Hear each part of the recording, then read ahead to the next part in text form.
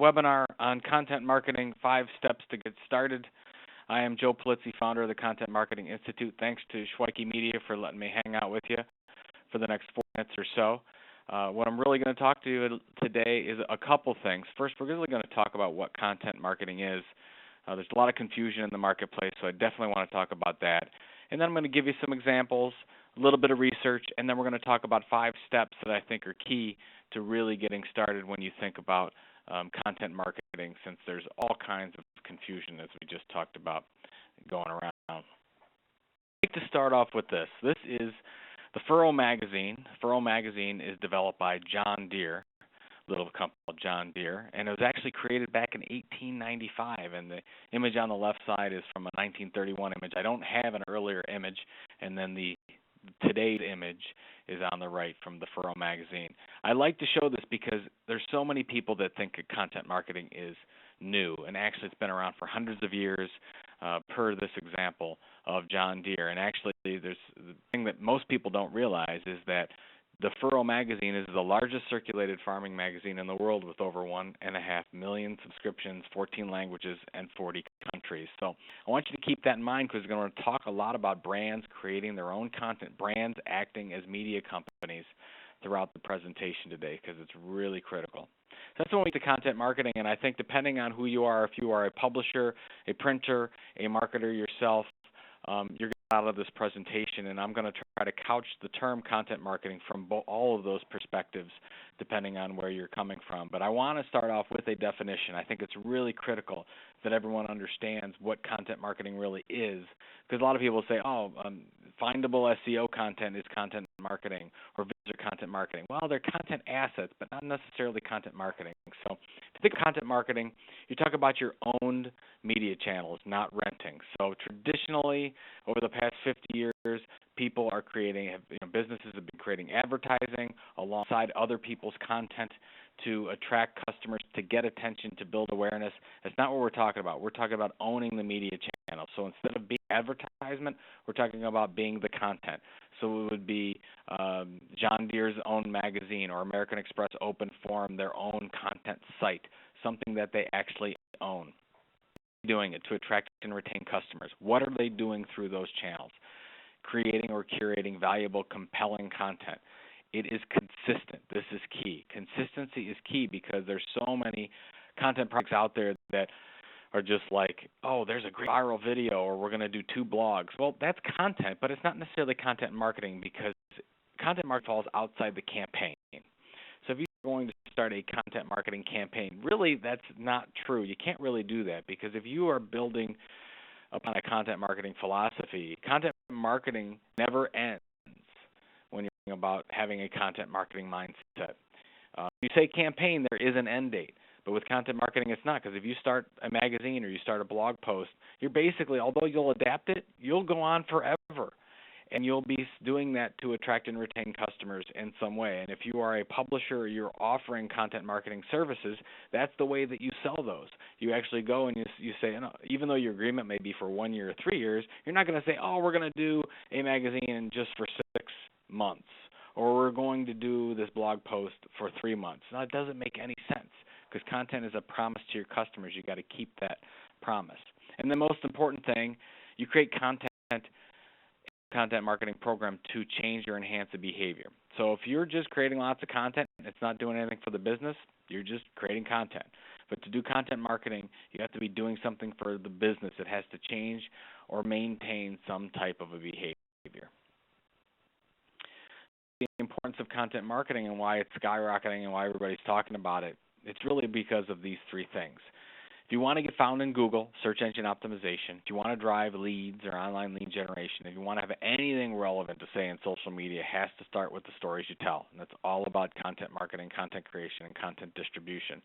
So I want you to think about that, because so many people start at social media. They'll say, I need to do a blog post, or I want to do a blog, or I want to do Facebook, or I want to do Twitter or LinkedIn. But they don't think about the strategy of what goes inside of that vessel. So it's really important, and we'll talk a lot about that as we go through the rest of this presentation. But we've all skipped, a lot of companies have skipped that whole strategy process, which is really critical to starting off on the right foot with content marketing. To do is I'm going to talk about a couple of big examples and kind of what's going on in the industry from a research standpoint, and then we're going to get into those 5 kickstart comments for you so you can get rolling with your content marketing program. The picture, this very happy gentleman, is Jonathan Mildenhall. He's got a very long, impressive title at Coca-Cola, but basically he runs the Center for Content Excellence at Coca-Cola. And what really happened a few years ago is Jonathan put a strategy together, the content strategy for Coca-Cola, and it was this. It's Coca-Cola Content 2020. And it's actually available. So I want to give you some homework. You can just type this into Google. It's 2 videos, one's 7 minutes and one's 10 minutes, and it basically lays out Coca-Cola's content strategy.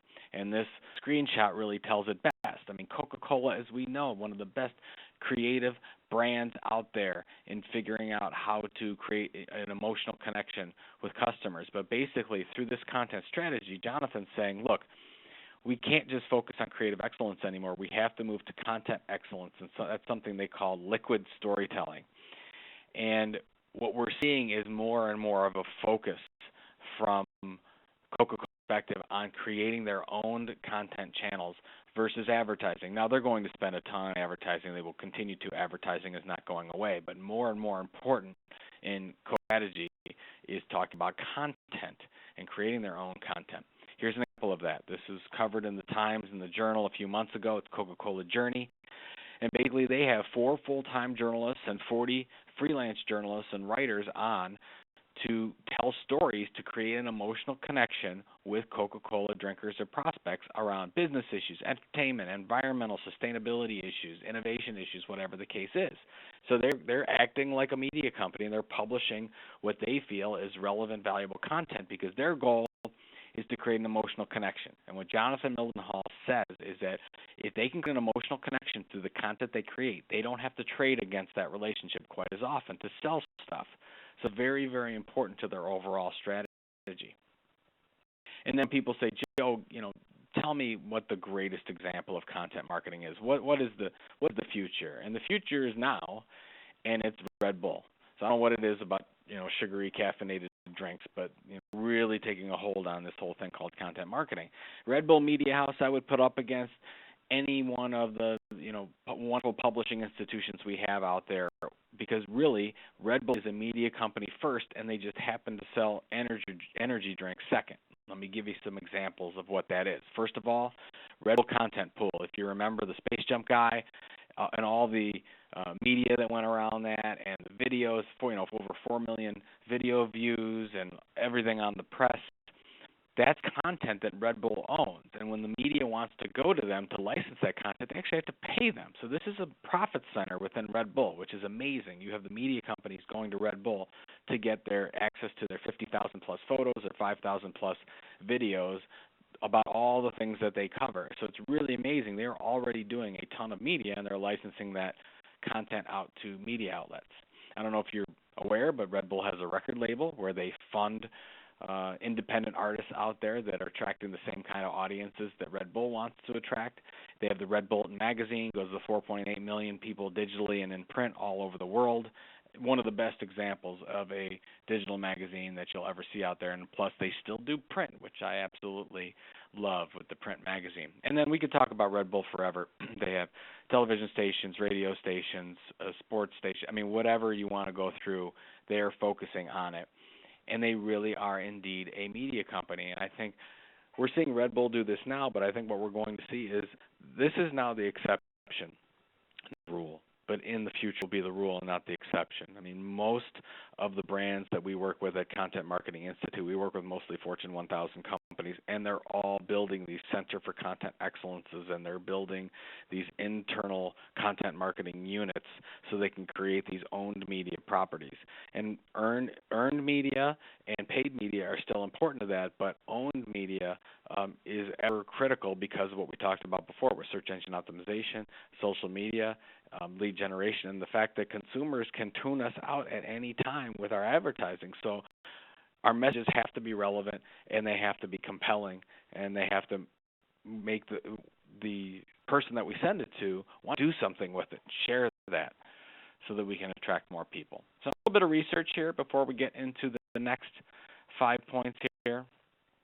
research, our third year of research between the Content Marketing Institute and Marketing Profs, and here's the short link there if you want to get access to it. It's completely free and ungated. But again, for the third year in a row, we asked, how many of you are using content marketing, basically creating content to attract and retain customers, and basically 91% are using content marketing. And there's a caveat to that, and I'll share that with you in just a little bit. Budgets going up. Budgets, depending on if you're looking at B2B versus B2C, are anywhere from 25% to 33% on the B2B side. Smaller companies have a higher percentage of budget because they don't have the paid media budgets that larger companies do. You can see those range 20 to 24%.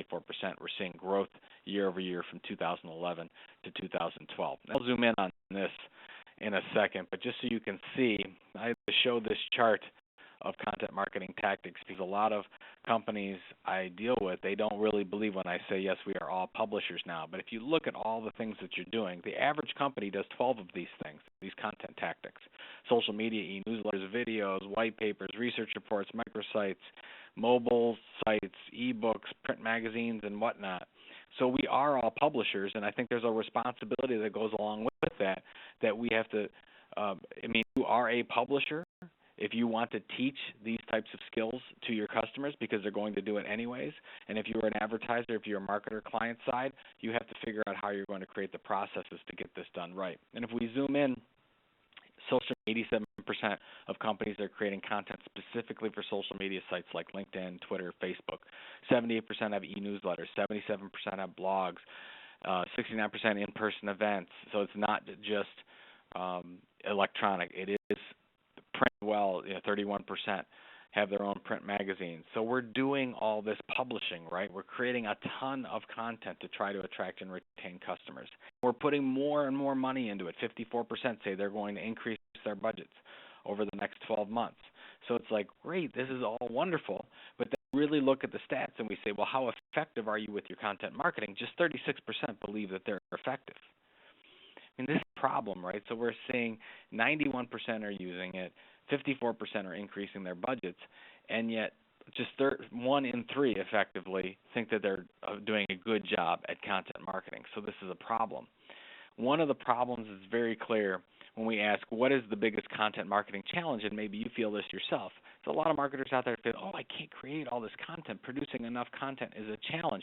It's actually the first year that we've seen producing enough content as a challenge leapfrog producing the kind of content that engages. So producing enough content is the biggest challenge, but yet in the last year I've spoken at more than 60 locations all around the world talking about content marketing, and I always ask the question, how many of you have a documented, written, either on a computer or a dead tree strategy for how you're going to distribute your content? And less than 10% across the board have a documented strategy. So if we look at our biggest challenge, we know this to be true. Everywhere we go, everywhere we talk, people don't have a content marketing strategy with what channels they're going to use, why they're using it, what the overall return is going to be, how they're going to measure it, the metrics involved, all those types of things. So if you look at this, producing enough content is the biggest challenge. I always say, how do you know? You don't know. If you don't have a strategy, how do you know that producing enough content? We always think that when we don't have a strategy, throwing more content at the problem is going to solve it. If we have more blog posts and more Facebook posts and more tweets and more of everything, it's going to get better, and that's not necessarily true. Because what we want is the right content at the right time that's going to do the right thing for our customers and thus our business. I call this the problem with what? It happens all the time because we get focused on these disco ball tools. And I don't know if you've seen this example. This is American Express Open Forum. So this is the content platform for Open. They target small businesses with 99% of this is content that is not about American Express. They talk about case studies. They talk about operational issues for small businesses, financial issues, marketing issues, those types of things. And they drive as many leads for Open cards through this as they do through anything else that they do. So it's really amazing that they're not selling, but they're selling. So it's the ultimate soft sell in doing this. But we get a lot of companies coming to us saying, hey, we want to do American Express Open Forum. Can we do that? Or I love what Starbucks is doing in their content strategy on their Twitter account. Can we do something like that? Or they'll say, we need a Pinterest strategy, and this is my Pinterest page, which, by the way, has no business objective at all. It's just my ode to my infatuation with the color orange. But we get a lot of people saying, hey, we need to be on Pinterest. And I'm like, you're taking a step ahead. You're focusing on the what. You're focusing on the channel before we focus on the why. So we need to ask the right question, so not the wrong question. The right question is exactly why. Why are we doing this in the first place? And what content is going to be interesting to our customers that's going to affect our business in some way? That's the number one. Now I'm going to go on to these top 5 things that I think are really key to focusing on to get your content marketing program started right. So if you are a publisher and you have marketing services, offer marketing services, or whether you're a marketer and you're going to follow these 5, I think this is the way to really start off. And number 1 is finding your why. And I want you to think about this. And this is not finding the why. And, of course, you have a why about what you're doing. Like, are you doing it to retain customers? Are you doing it to attract more leads into the system? Are you doing it to keep customers longer? Are you doing it to shorten a sales cycle? Why are you creating content in the first place? This is the next why. This is the why for your customers and why you're going to create content that's going to make a difference in their lives. So I'm going to give you some examples of this so you can really make this more concrete. This is simple. Homemade Simple is a content platform for Procter & Gamble. And basically it's tips for the home, organizational tips, recipes, that kind of thing. And what I love about this is you see that little box there where you can sign up to get regular emails. They have more than 10 million people signed up to get regular updates from this site. And what I love about this is, would you like to be a company that says, yes, have 10 million people sign up that say, yes, I would like to receive your marketing? That's exactly what this is. So if you think about it from Homemade Simple standpoint, I want you to think about what their why is. And this is their why. Enabling women to have more quality time with their families. That's not we sell more Swiffer pads. This is what is the unique content proposition that's going to be our mission. And all the content will rise up into this mission statement. So I want to think about that because you have to start from here as part of your content strategy. And if you don't, you'll just create content all over the place. For example, if we were going to create an article on Homemade Simple targeted to men, we would look at this through this content marketing mission statement here and say, no, we can't do that because this site targets women. It doesn't target men. It could be about men, but it needs to target women so they have more quality time with their families in some way. Now, that is what we can do, but we have to make sure we're true to the mission. Just like a trade magazine that launches with an editorial mission, that's the first thing they do. Procter & Gamble content site, beinggirl.com. I got to be honest, I don't spend a lot of time on this site. I have 2 boys that are 10 and 11, and I'm actually scared of some of these things that are on this site, but it's the same thing. They have a why for this site as well, and this is it, enabling teen girls to be more confident with their bodies. Who are they targeting? Who's their persona, and what do they want them to do? What is their real call to action? What is that real mission? And then look at this one. I'm much more comfortable on this site, manofthehouse.com. This is basically targeting men. If you think about what the mission statement for this would be, it would be something like this, which a lot of people think is unrealistic mission statement, which is probably one of the reasons why Man of the House doesn't exist anymore. But I've used this purposely so that we would understand that, yes, we need a mission statement, but we also need a realistic mission statement with how we're going to do this. But just that's an example. Let me show you a B2B example. So this is Indium Incorporated Develop Industrial Solders, and their mission statement is to help engineers answer the most challenging industrial solder questions. They have 17 bloggers that are employees in the company that are also engineers that talk about answering questions that their customers have regarding industrial solders. So they're not talking about ball bearings. If it was a story about ball bearings, they wouldn't cover it because it doesn't fit in the mission. And really, their content creators are engineers because they want engineers talking to engineers. And Short, who is the marketing director for this, said, I need to get my marketing and salespeople out of the way because I know we sell best when engineers talk to engineers. And since they started this program a couple of years ago, they had a 600% jump in leads, and they've actually lowered their costs associated with this. So if you think about that, it's very, very powerful that when people are looking for information, if you will give them valuable, compelling, relevant information, you're going to be a step ahead because they're going to look for it themselves. So how to create. So number 2 is, okay, we've got our why. Number 2 is create that content marketing mission statement. And actually, I want to do an example from what Inc. magazine does. I love Inc. magazine. I read it all the time. And, of course, they are a traditional media company. So let's look at what a traditional media company does and how we can learn from that, because we need to be the media for our own industry as well. So if you go to the About Us page for Inc.com, welcome to Inc., a place where entrepreneurs, business owners can find useful information, advice, insights, resources, and inspiration for running and growing their business. There's 3 key parts to creating your content marketing mission statement for the samples we just saw and for what Inc. shows us. Here they are. So if you're putting your content marketing mission statement together, you got to figure out the 3 things. Who is, number 1, who is your target audience? You have, let's say you're a B2B company, you might have 7 people in the buying process at any one time, from the person that's going to make the final decision to the influencers to the gatekeepers. If you content program, who is this really targeting to? You have to really figure this out. And in Inc.'s place, it's entrepreneurs and business owners. That's who they're talking to. 2, what will be delivered. In Inc.'s case, we're talking useful information, advice, insights, and resources. So that's what we're going to deliver, and that's the outcome for the audience. The outcome is a little bit of inspiration, but really so that they can run and grow their businesses effectively. So profitability of the businesses, that's the outcome.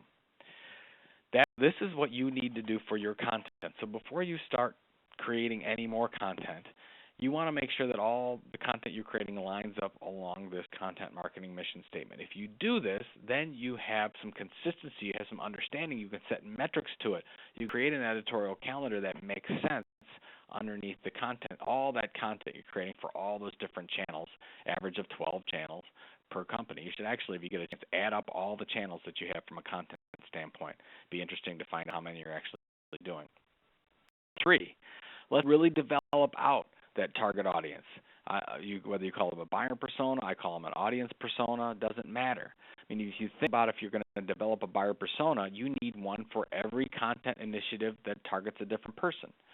Let's think about it. I mean, yes, it's the job title, it's the power in the organization. It depends on the different products or services you're offering, but it's really the who that you're marketing to. Who's the content? Who is the reader? So in this case, these are small business owners or entrepreneurs, specifically entrepreneurs. Who is your market? Are you marketing to plant managers? Are you marketing to women at home? Are you targeting the men at home? Are you targeting stay-at-home dads? Are you targeting people who like car idiots? Who are you targeting? Really focus on that.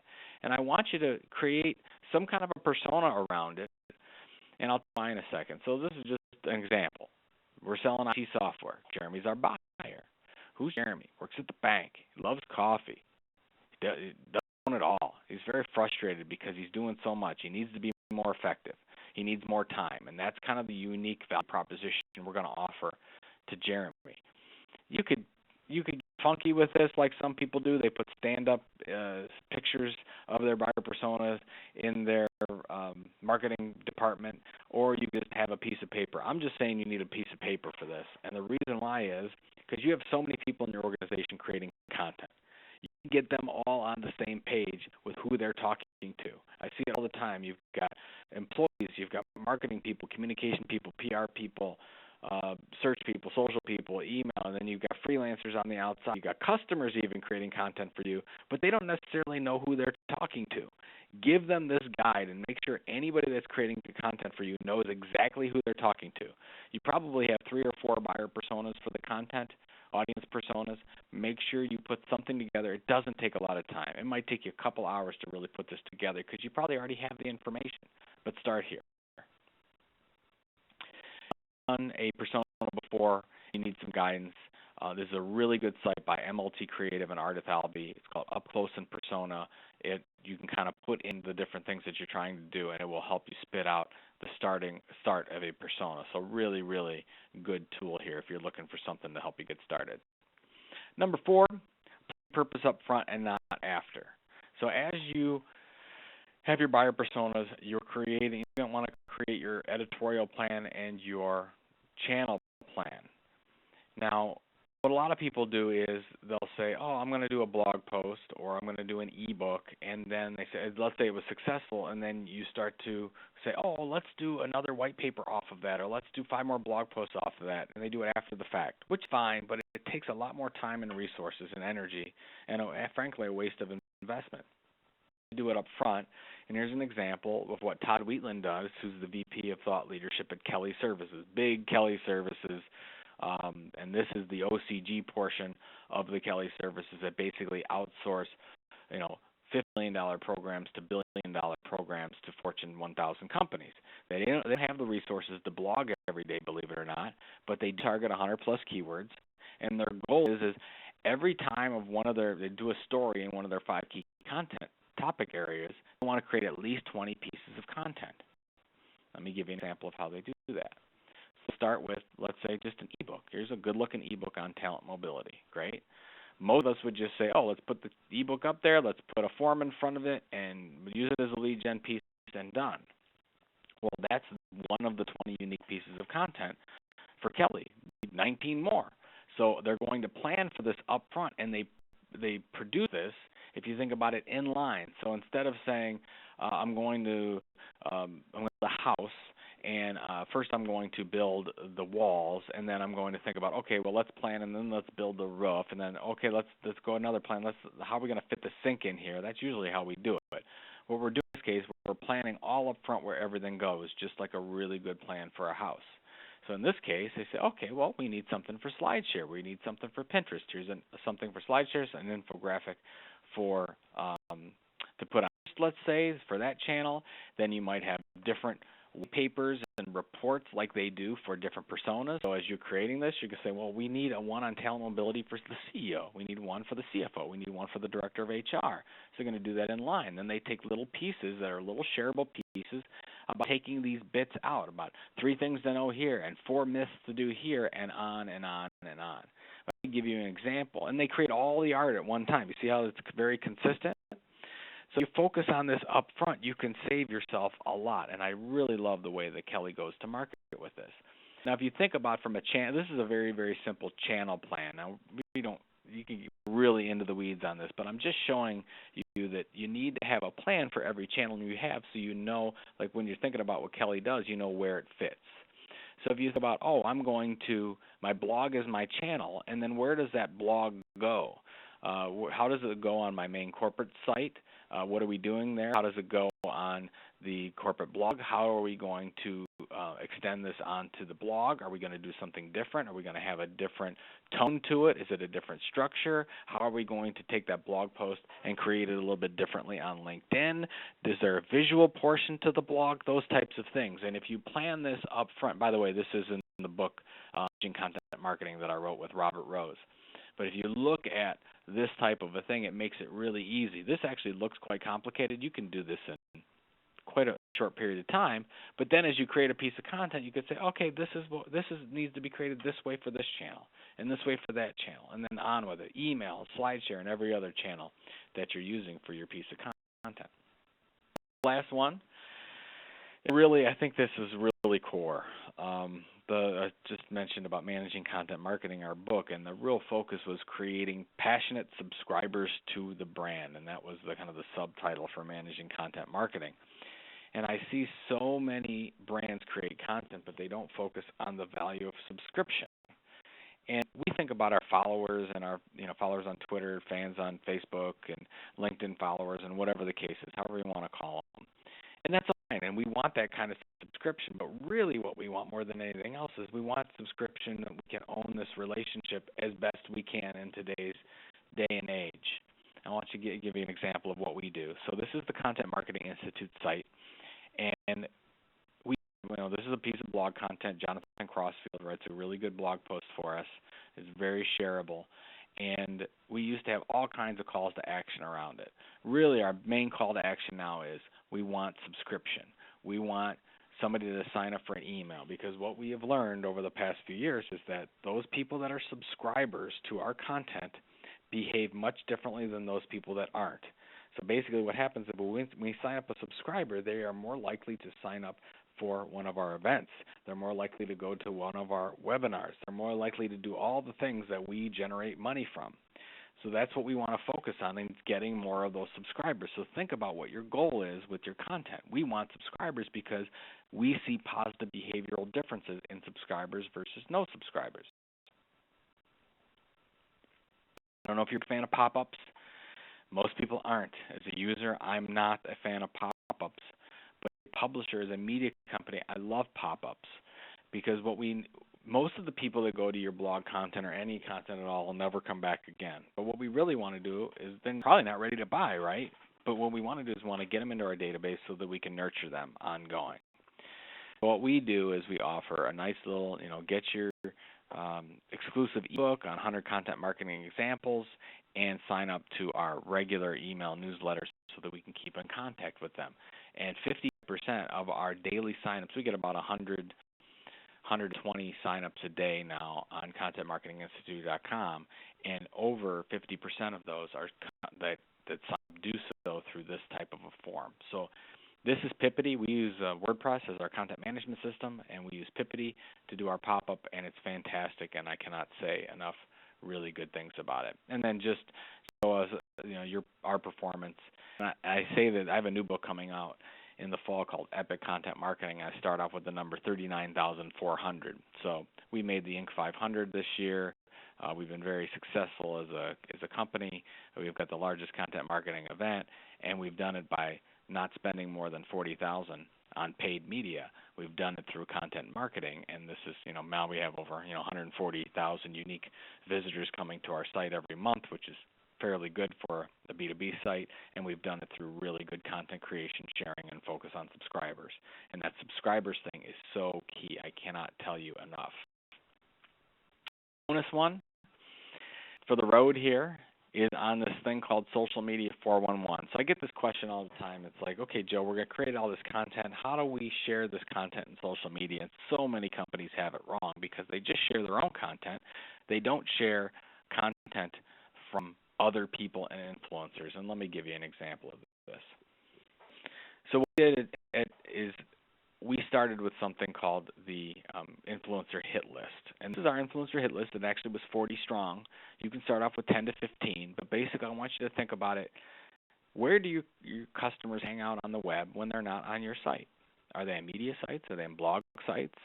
Are they in forums? Where are they at? And you can make a list of that because these are the people that you're going to want to create relationships with. So we had this on, we based it, but we really focused on paying attention to what these people were talking about as it pertains to content marketing, and put this together through through Twitter, through lots of other things. So put your hit list together. Start with at least 10 to 15 first, and then we use this social media 411 because we want to create a relationship with them. Because ultimately, if we can create a relationship with these influencers, and they ultimately will share our content, we can and then ultimately generate more subscribers. That's the ultimate goal for us. We use social media 411, and I'll start with the right. So think about this. Let's say of every 6 tweets that you send out through Twitter, the one right, that could be your sales pitch. That could be you've got a webinar coming up. That could be you won product of the year. Whatever the case is, that's just about you. Get out of the way. Nobody will probably share it, but at least you got product marketing. You'll stay off your back, and they'll be happy. The one in the middle, this is your piece of owned content. This is your 5 tips, your how-to. You're answering customer questions. You're doing something to making an impact that's useful to your customers from a content standpoint. And then the 4, that comes from your hit list. Every 6 posts, 4 of them are not yours, and you're sharing, and you're letting those people know. So you're calling on Twitter versus their @ sign, or you're tagging them on Facebook. Those are tagging them now that you can do that on LinkedIn. Very, very important, and it will make all the difference in the world. I'll give you an example of this. So we do this kind of thing in our big reports too. So this is an ebook we did a couple of years ago called the Content Marketing Playbook. We had 42 plus examples. We had lots of influencer examples in there, and we had well over 20 of our influencers examples, and we just hey, just want to let you know, on page 9, we have your case study in here, or we talk about you, or we link to your content. Well, almost all the people in here shared this playbook with their audience, which enabled us to get well over 50,000 downloads of this one piece of content that we set up. So you can think about how that influencer list can work, because we didn't have a good reach. So if you start off, you don't have a good subscriber list and a good reach, you're really going to have to leverage influencers in your industry, and you do that by sharing their really, really good content as a curator with your audience that you have to then grow your audience. Enjoyed the presentation. I just want to leave with this last slide. I talked to Michael Brenner, who's VP of Content over at SAP, and a good friend of mine and very, very smart content strategist. And he really taught the hardest thing for him to do in his company is to get people to stop doing the things that aren't working anymore and to do some of these things that do work. And I think it just makes us feel very uncomfortable. In a lot of cases, we don't feel like we're going a little bit, maybe we're going too fast or whatever, but you really have to go fast. This is very experimental. You have to do a lot of things. It's real time. Your customers are moving fast. You have to move with them. So it's okay to feel a little bit uncomfortable with everything. And I hope you enjoyed the presentation. Kind of glossed over a lot of the stuff with content marketing. I think it's a help for you. A couple of resources. Of course, you can reach out to me anytime. There's an email. I'm at @JunToJoe on Twitter. Our big event, Content Marketing World, over 1,000 marketers and publishers come in from all over the world. We had 23 countries last year come in September 9th through 12th in Cleveland at the Cleveland Convention Center, brand new Cleveland Convention Center. If you want to sign up for our magazine, Quarterly Magazine Chief Content Officer, there's the latest book, Managing Content Marketing, which is a really good practitioner's book and a really good book for owners and really sets the stage for A to Z for content marketing. It's called Epic Content Marketing, and it comes out in October. But thank you again for your time. I really appreciate it. I hope you really take content marketing seriously in your organization, and have a great day.